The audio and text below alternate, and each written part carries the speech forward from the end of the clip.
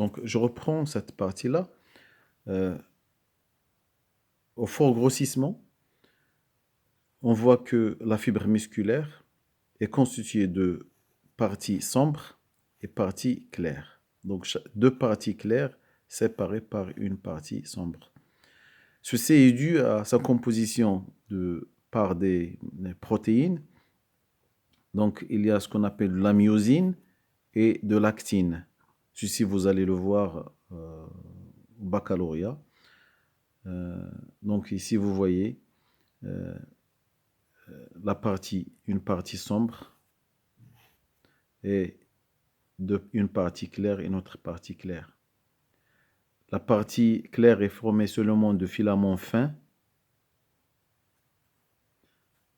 alors que la partie sombre est formée de filaments fins et filaments épais. Le tout constitue ce qu'on appelle le sarcomère, un sarcomère. C'est la distance entre deux stries Z, des stries comme on les appelle des stries Z.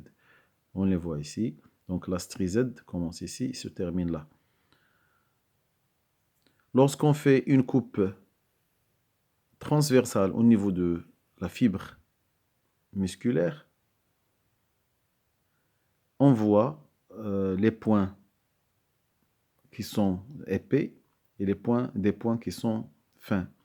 Les points épais sont les filaments de myosine et les fins sont les filaments d'actine.